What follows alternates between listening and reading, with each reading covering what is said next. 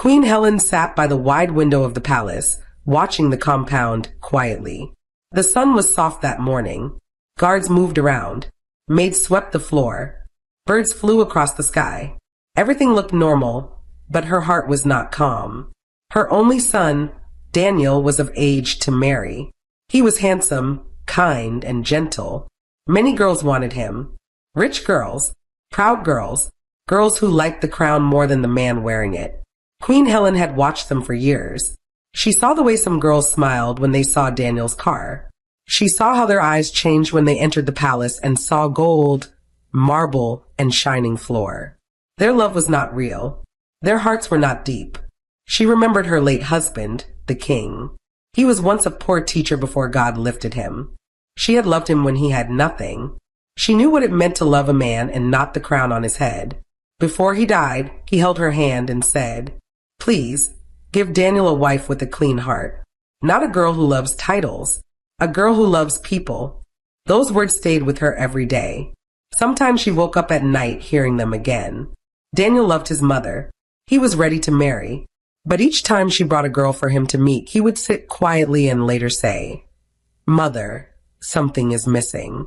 I don't feel peace." Queen Helen understood that feeling. She saw it too. Many of the girls were beautiful outside, but their hearts were cold. They looked down on poor people. They laughed at servants. They liked attention. Daniel needed more than that. One evening, as the sun went down and the sky turned orange, Queen Helen walked alone in the royal garden. Her gown brushed the grass. Her crown felt heavy. Her heart felt heavier. "God," she whispered, "I am a queen, but I am also a mother. Show me my daughter-in-law. Show me a girl who will love my son, not his crown. Show me a girl who will love people, not money." A small wind blew gently on her face. A strange thought entered her heart, simple but strong. If you want to find a heart, the thought seemed to say, go to where hearts are tested. Her eyes slowly widened. She looked at her soft hands. She looked at her fine gown. She looked at the gate of the palace, far ahead. People treated her with respect because she was a queen. They knelt. They bowed. They smiled. No one showed their true character in front of her. No one would insult the weak when a queen was watching. But what if she was not a queen in their eyes? What if she looked like someone poor? Someone dirty? Someone no one respected? Slowly, a strange, bold idea began to form in her mind. It was risky. It was unusual. It was not what queens did, but it felt right. It felt like the only way to see people's real hearts. That night, Queen Helen sat at her dressing table and removed her crown. She looked at her reflection in the mirror. Without the crown, she looked older, smaller, almost like an ordinary woman. She touched her face and whispered to herself, "If I must lose my royal look to find a true daughter, then I will." And that was the beginning of a plan that would change many lives, including the life of a girl named Grace, who at that very moment was crying quietly in a small house far from the palace, with a stepmother who treated her like a slave. The next morning, Queen Helen woke up before the palace cock crowed. The sky was still gray. The maids were not yet moving about. The guards at the gate yawned, half asleep. She opened her wardrobe and looked at her many gowns. None of them fit what she wanted to do. They were too fine, too clean, too royal. She walked to an old chest at the corner of her room. Inside it were clothes from years back, kept away and almost forgotten. She searched until she found a faded skirt and a loose blouse. The colors were dull. The fabric was rough. She held them for a long time, breathing slowly. Then she removed her silk nightwear and put on the old clothes. She wrapped her hair with a torn scarf. Then she went to the mirror. The woman in the mirror did not look like a queen. Her gown was wrinkled. Her scarf sat roughly on her head. Her face was bare without makeup. She looked like any tired, poor woman from the street. To complete it, she took a small bag, filled it with nylon bags and old gloves. She picked a long stick from the garden, the type used to pull trash closer. When she stepped out of her room, her heart beat fast. She felt like she was doing something wrong, even though she was sure her reason was right. In the corridor, one of the older maids saw her and almost screamed, "My queen, what are you wearing?" Queen Helen smiled gently. Today I am not a queen, she said softly. Today I am only a woman. The maid did not understand, but the queen's eyes were calm and serious. Do not tell anyone, Queen Helen added. If anyone asks, say I went to visit the convent. The maid bowed, confused but obedient. At the back gate of the palace, Queen Helen stepped outside quietly. The guard there, who did not look closely, thought she was one of the old workers and did not question her. The streets outside the palace were waking up. Traders pushed their wheelbarrows. Children with torn uniforms hurried to school. Women swept the front of their small houses, pushing out dirt and trash. The air smelled of smoke from early cooking. Queen Helen walked slowly along the road, carrying her bag. Her feet touched dust for the first time in years. People brushed past her without greeting. No one bowed. No one smiled with extra respect. In one compound, a woman sweeping the front looked at her with disgust. Old women in dirty jobs, she muttered loudly. Always moving around rubbish. The word stung a little, but Queen Helen kept walking. She reminded herself why she was doing this. She wanted to see people's true hearts. She wanted to see how they treated someone they thought was nothing. She reached the edge of the market. There, trash lay in small piles. Rotting food, broken plastics, old papers. Flies gathered. People held their noses as they passed. Queen Helen began to work. She bent, picked cans and bottles, dropped them in her bag. Some people stared and shook their heads. A group of young girls passed by, laughing loudly. Their hair was neatly done. Their clothes were neat. One of them pointed at the queen and said, "See how dirty she is. Imagine her smelling like this all day." Another added, "Maybe her children abandoned her. Who would want such a mother?" They laughed again and walked away. The words cut deep, not because they were true, but because they were so careless. But Queen Helen swallowed the pain. If these were the girls who dressed fine and came to the palace, she knew they could never be Daniel's wife. She continued to move from street to street, from corner to corner, watching and listening, waiting quietly for a different kind of heart. A kind voice, a gentle hand. Somewhere ahead, past the market, in a small compound with cracked walls and a rusty gate, a girl named Grace was already sweeping the ground, her thin body moving with tiredness and fear. Grace woke up before the first light reached the window. She did not need an alarm. Her stepmother's voice was louder than any clock. "Grace, are you still sleeping? Do you want me to pour water on you?" Grace jumped up from her thin mattress on the floor. Her body ached. Her eyes felt heavy, but she moved quickly. She tied an old scarf on her head and rushed to the sitting room. Her stepmother, Mrs. Rose, sat on the sofa with her legs crossed, scrolling through her phone. Grace's two younger stepsisters were still asleep in a proper bed inside their room. "Good morning, Ma," Grace said quietly. Mrs. Rose did not answer the greeting.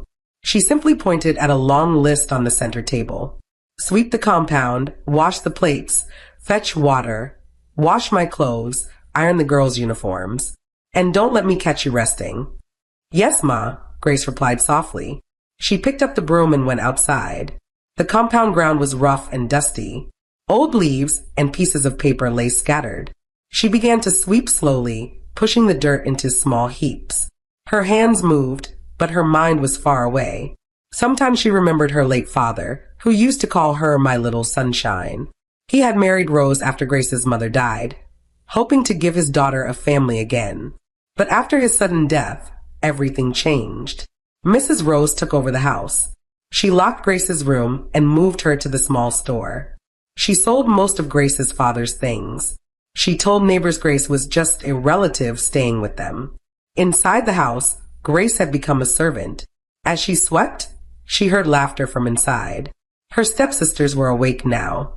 They walked out in fine clothes, holding their phones. "Grace, hurry," one shouted. "You will make us late for school."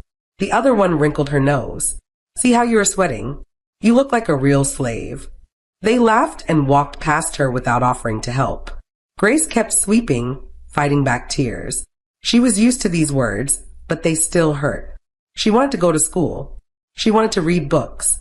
She wanted to be treated like a human being, not like dirt. Still, she spoke kindly. "Your uniforms are ironed and on your beds," she said gently. "I will pack your lunch now." They did not even say thank you. After some time, Grace finished sweeping the compound and pushed the small pile of trash to the narrow corner outside the gate where the local trash pickers usually passed. She bent down, tying the nylon bag properly so it would not spill.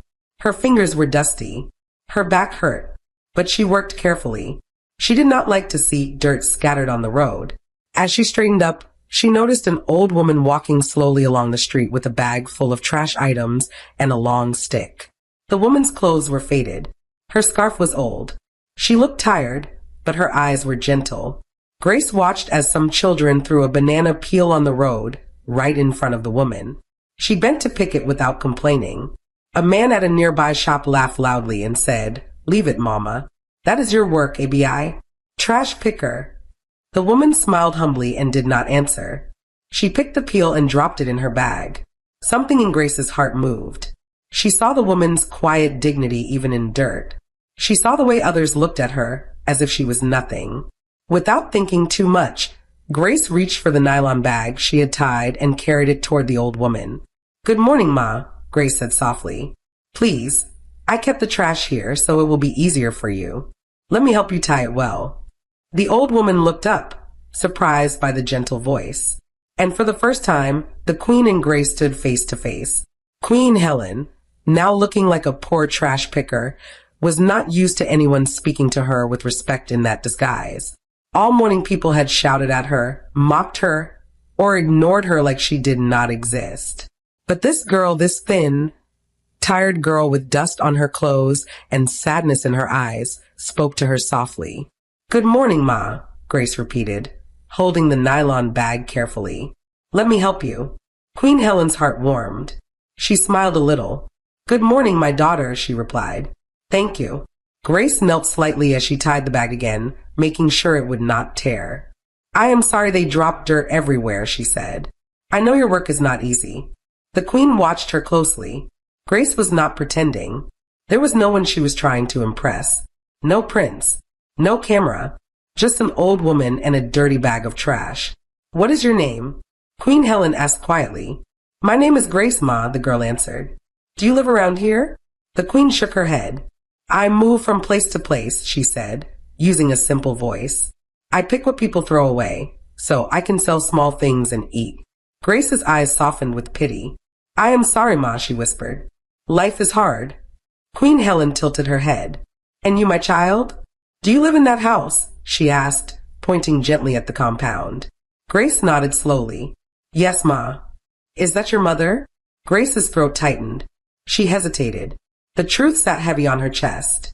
"She is my stepmother," she said at last. The Queen did not push further. She could already read pain in the girl's eyes. "You woke up early," Queen Helen said softly. "I saw you sweeping. Your hands are small for such big work." Grace smiled a weak, shy smile.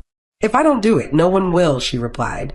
Just then, Mrs. Rose's voice rang from inside the house. "Grace, where are you? Have you finished with that dirty trash?" Grace flinched. "Yes, Ma. I am coming," she called back. Mrs. Rose stepped out to the gate, her face already twisted in anger. When she saw Grace talking to the trash picker, her eyes narrowed. "What are you doing there?" she snapped. "Are you now making friends with rubbish people?" Grace dropped her gaze. "I was just—" "Keep quiet," Rose shouted.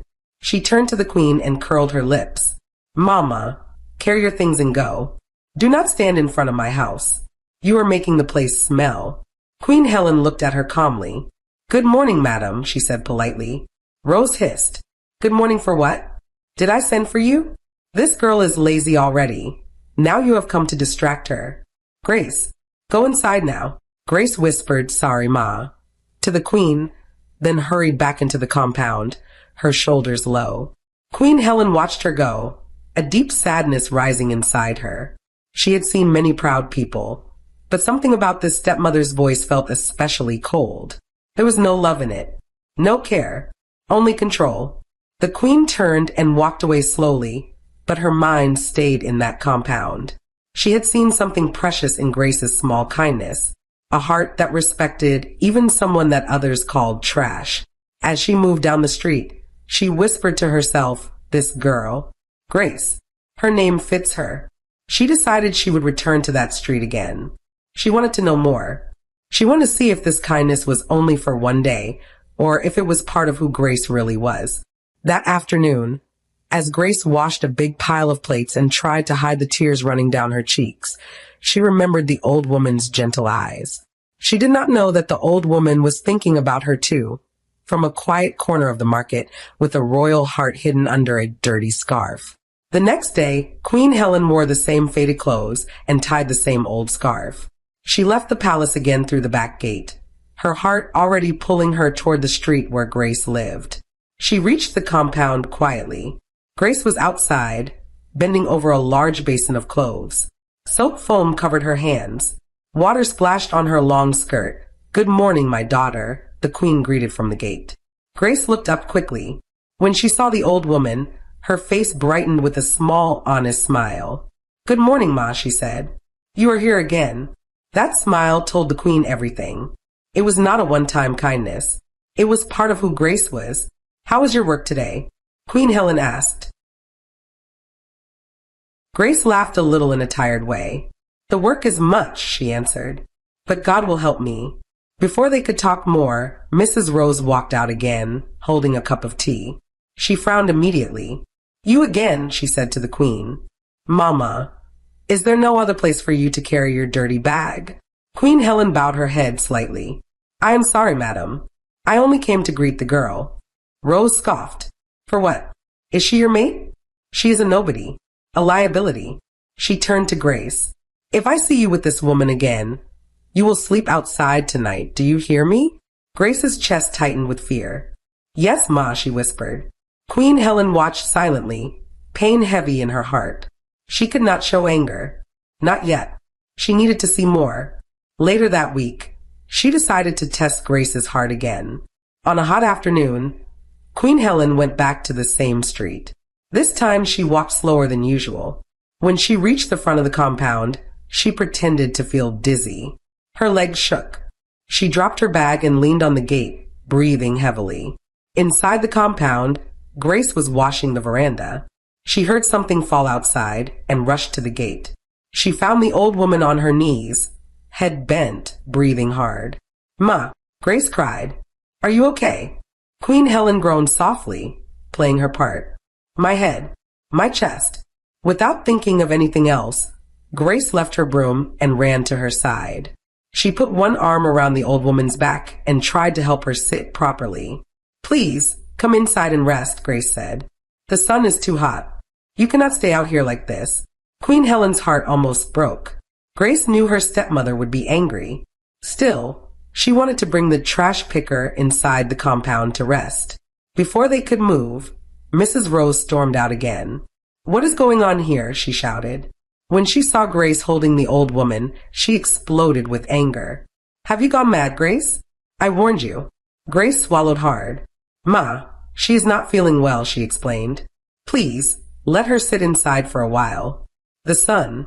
Rose slapped the broom out of Grace's hand. "Are you stupid? This is my house, not a refugee camp. Let her go and die where she came from." The words were sharp like knives. Queen Helen felt tears sting her eyes, not for herself, but for Grace. Grace turned to her stepmother, voice shaking. "Ma, please," she begged softly. "Just 10 minutes. She can sit by the corner. I will still finish all my work." Rose stepped closer to Grace, her eyes full of wicked fire. "If that dirty woman crosses this gate, you will not eat food in this house today.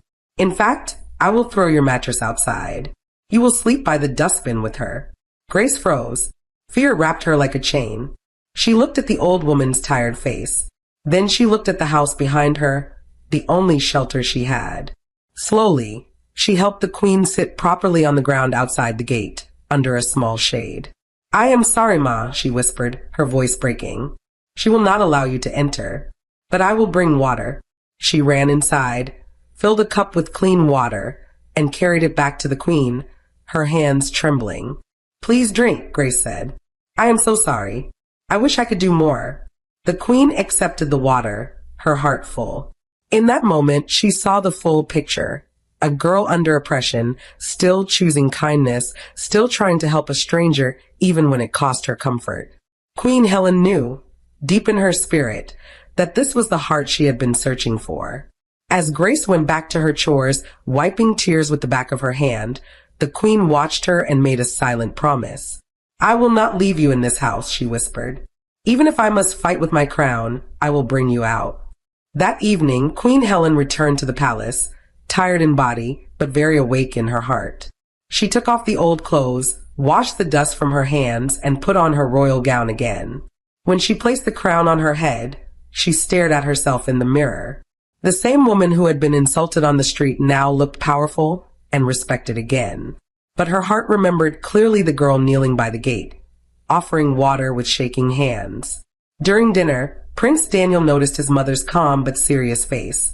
"Mother," he said gently, "is something on your mind?" She smiled a little. "Something is always on a mother's mind," she replied. "But yes, this time it is about you." Daniel set down his fork. "I am listening." Queen Helen looked at her son carefully. "If you meet a girl who has nothing," she asked slowly, "no fine clothes, no rich family, no title, but a clean, kind heart, would you be willing to marry someone like that?" Daniel's answer was simple and steady. "Yes, mother," he said without thinking twice. "That is the kind of wife I've been praying for." Her heart rested more. She nodded. "Then I believe God has started answering us." The next day, Queen Helen sent one of her trusted guards, dressed in simple clothes, to Grace's neighborhood. She gave him clear instructions. "Do not wear the palace uniform," she told him. "Do not mention me. Tell the stepmother that there is a rich woman in the city who needs a hard-working girl to help in her big house. Say the girl will be paid and will live better there." The guard went as instructed. When Mrs. Rose heard there was a rich woman looking for a house help, her eyes shone with greedy interest. She did not care about Grace's feelings. She cared about money and the chance to connect with rich people. Grace stood by the door, her heart beating as the guard spoke. "The madam is kind," he said. "She will take good care of the girl. Food is sure. The house is big and clean. The girl will have her own small room." Mrs. Rose did not ask about the girl's safety or if she wanted to go. She quickly agreed. "Take her," she said. "She is useless here anyway. Maybe she will be useful to someone else." Grace's chest tightened. She wanted to escape the slave life here, but she was also afraid of going to a strange house. Still, something inside her whispered, this might be your way out. "Pack your things," Rose ordered her. "Do not delay this man. Opportunities do not wait." Grace hurried to the small store she called her room. She did not have much. A few old clothes, a small Bible that once belonged to her mother, a faded photo of her father. She packed them into a nylon bag and held it close. She stepped out to the yard. Mrs. Rose looked at her with no softness at all. "If you misbehave there, do not come back here," she warned. "I did not send you to disgrace me." Grace nodded, biting her lips to hold back tears. "Yes, Ma," she replied. The guard led her out of the gate and down the road. Grace did not look back. She had nothing to look back at. They walked until they reached the main road, where a black car waited. Grace's eyes widened. She had never entered such a car in her life. "Enter," the guard said kindly. She climbed in slowly, her heart pounding. As the car moved through the city, she stared at the buildings, the lights, the wide roads. Fear sat beside hope inside her chest. "God," she prayed silently, "please let this woman be kind. Please let this not be another house of suffering." The car turned into a long, quiet street lined with trees. At the end stood a large, beautiful mansion with tall gates and shining windows. Grace swallowed hard. "Is this the house?" she asked, her voice shaking. "Yes," the guard replied. "This is where you will work." Grace had no idea that the rich woman waiting inside was not just rich, but a queen. The palace gate opened slowly and the car drove in. Grace pressed her small nylon bag against her chest, her eyes wide. The compound was large and clean. Flowers lined the path.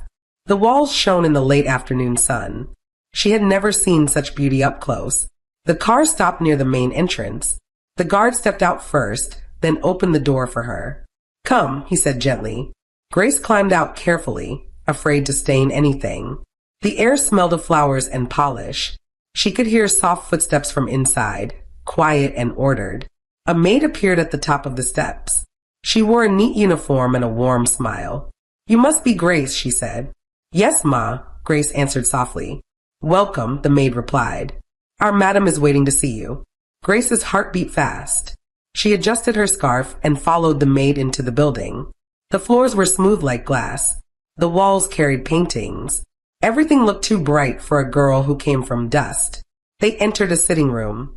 It was spacious and simple, not crowded with things, but every item looked carefully chosen. On a soft chair in the center sat Queen Helen, dressed in a modest but fine gown, her crown placed lightly on her head. Grace froze. She had never been this close to royalty. Her knees bent by themselves. She went straight to the floor. "Good afternoon, my queen," she whispered, shaking. Queen Helen smiled softly. Her voice was gentle, the same way it had been at the gate, only clearer now. "Stand up, my child," she said. "What is your name?" Grace rose slowly, her head still bowed. "Grace, my queen." The queen took a long look at her. She saw the tiredness in her eyes, the humility in the way she stood, the scars on her hands from too much work. "How old are you, Grace?" she asked. "I am 25, my queen," she replied. "Have you ever worked in another house?" Grace swallowed. "No, my queen. Only in my stepmother's house." The queen's eyes softened. "Sit," she said, pointing to a small chair. Grace hesitated. "My queen, I cannot." "I said sit," the queen repeated, still gentle. "You are safe here." Slowly, Grace sat at the edge of the chair, her fingers twisting the edge of her scarf. Queen Helen leaned forward. "I have heard that you are hard-working," she said. "I also know that life has not been fair to you."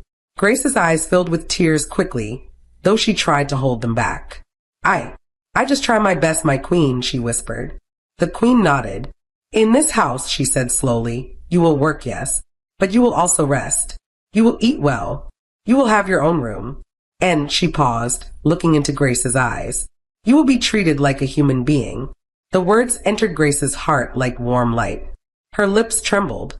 "Thank you, my queen," she managed to say. Just then, a door at the far end opened. Footsteps approached. A young man walked into the sitting room, tall and calm, wearing a simple shirt and trousers. His presence was gentle, but strong. It was Prince Daniel. "Mother," he greeted. Then his eyes fell on Grace. She quickly looked down, not daring to meet his gaze. "Daniel," Queen Helen said with a small smile, "this is Grace. She will be staying with us from today." Daniel studied the girl quietly. He noticed how she kept her eyes low, how her shoulders were slightly bent like she was used to being shouted at. He also noticed the quiet strength in the way she controlled her tears. "Welcome, Grace," he said kindly. "You are safe here." The simple words made Grace look up for a brief moment. Their eyes met. Something soft and unknown passed between them. Not love yet, but a small, quiet recognition. "Thank you, sir," she said, her voice barely above a whisper. Queen Helen watched them, her heart calm. She did not speak of marriage. Not yet. She would not rush. She wanted their hearts to see each other slowly, naturally, the way real feelings grow. "Grace," the queen said, "go with Mary, the maid. She will show you your room and the kitchen. Rest a little. Your new life starts today." Grace stood and bowed. "Thank you, my queen," she said again, tears now rolling openly down her cheeks. As she followed Mary out of the room, Prince Daniel turned to his mother. "There is something different about her," he said softly. Queen Helen smiled, her eyes shining with quiet joy. "Yes," she replied, "there is." Days turned into weeks, and the palace slowly became home for Grace. At first, she walked like a shadow, afraid to touch things, afraid to make mistakes. She woke early, helped in the kitchen, cleaned, and served with quiet care. But unlike in her stepmother's house, no one shouted at her for every small thing. If she dropped a spoon, Mary would laugh gently and say, "Relax, Grace. It happens." If she looked tired, the cook would give her an extra piece of bread and tell her to sit for a few minutes. Slowly, the fear inside her began to melt. Prince Daniel often passed through the kitchen to greet the workers. He treated everyone with respect, from the cook to the cleaner. Whenever he saw Grace, he would smile and ask, "How are you today?" The first few times, she only nodded quickly.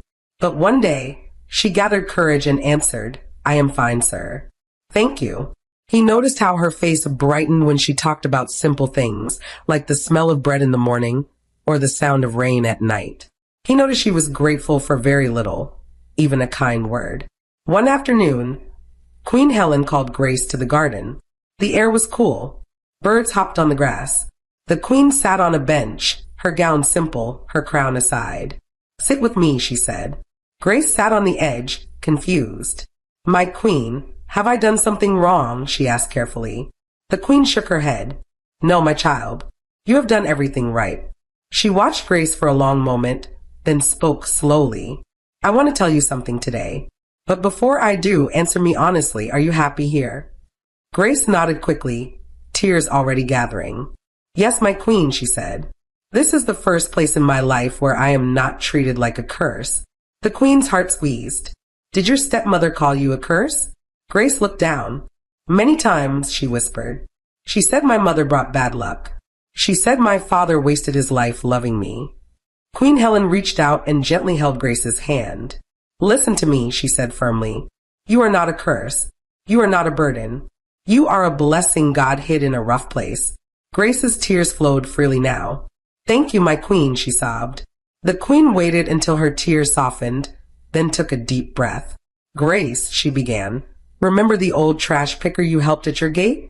Grace froze. Her heart jumped. "Yes, my queen," she replied slowly. "She was very kind. I still think about her." Queen Helen smiled gently. "Look at me well," she said. Grace raised her eyes, confused.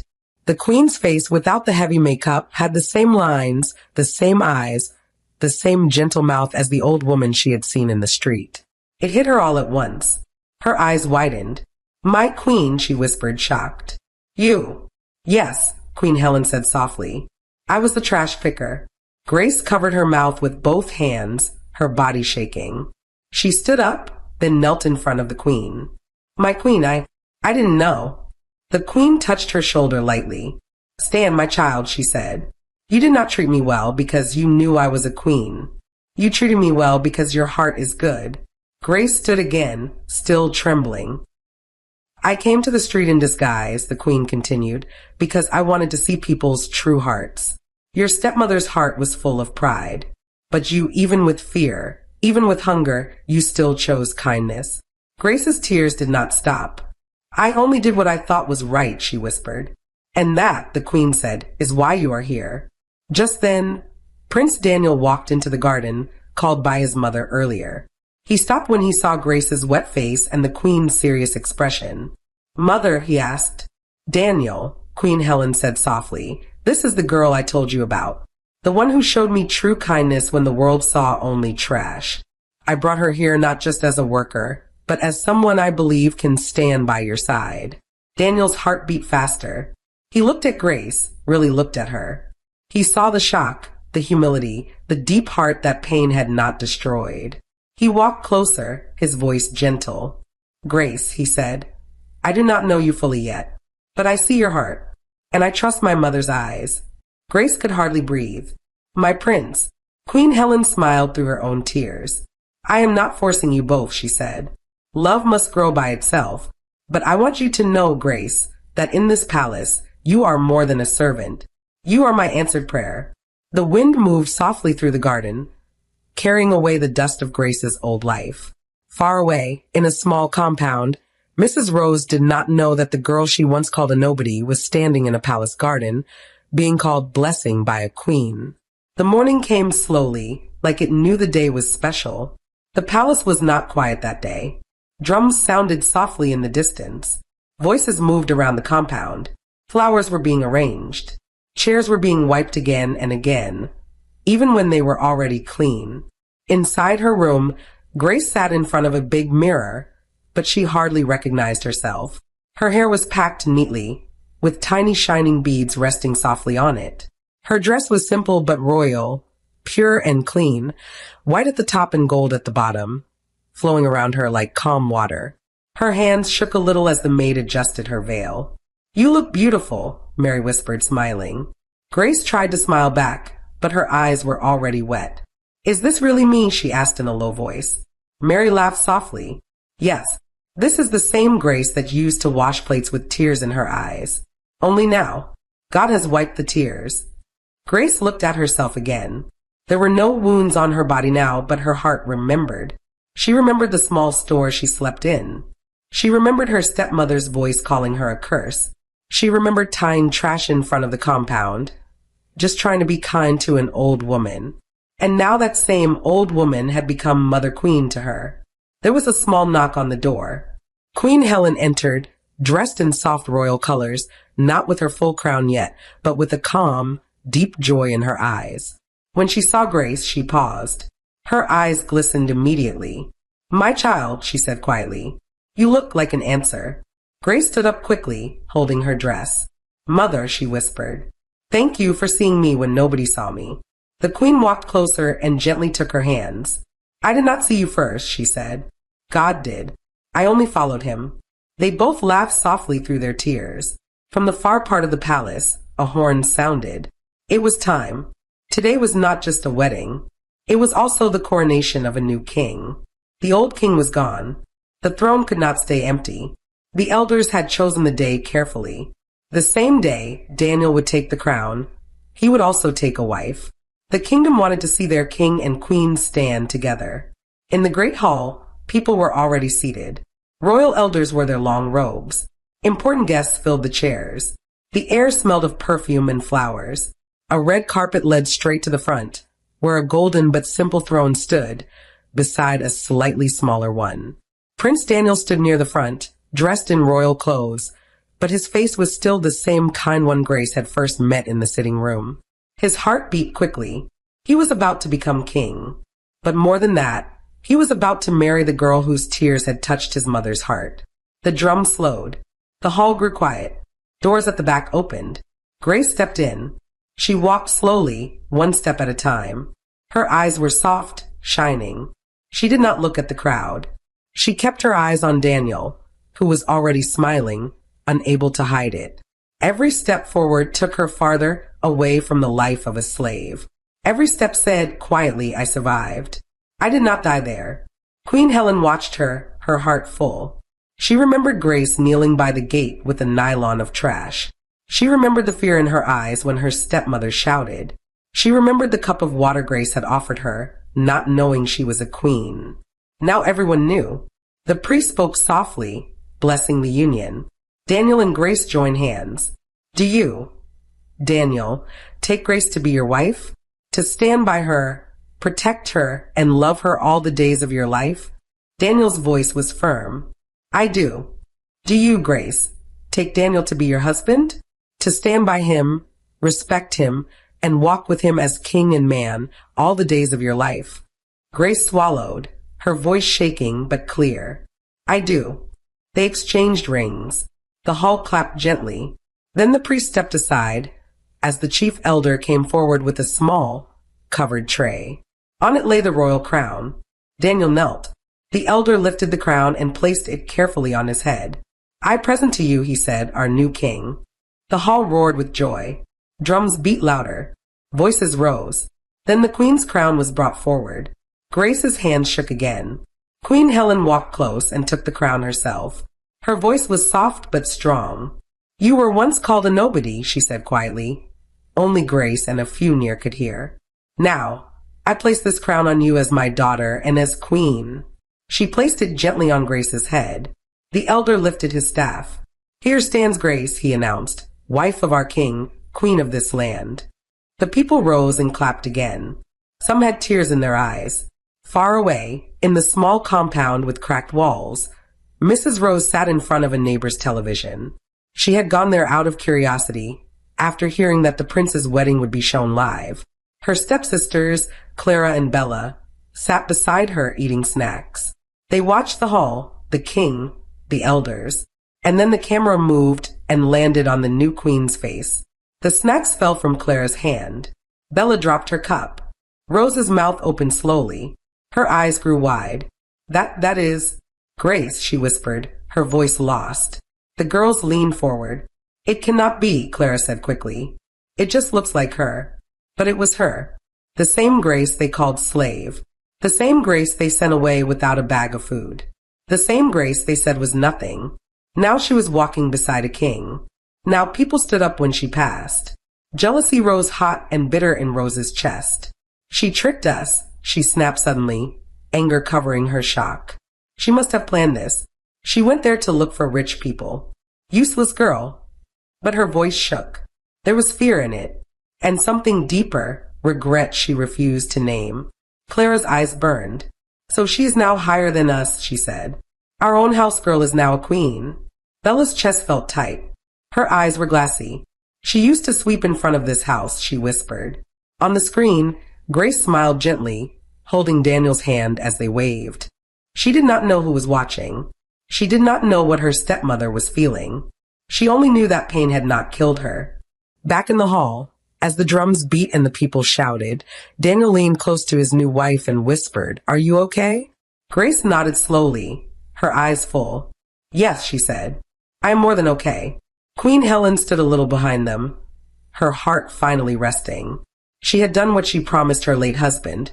She had found a wife with a clean heart. A queen had once pretended to be a trash picker. A slave girl had once tied a nylon at the gate. Now, both stood in the same light. Mother, son, daughter, king, queen, and somewhere far away, jealousy and anger burned in a small, dusty house. While in the palace, Grace and Destiny sat quietly on a throne, refusing to bow to the past ever again.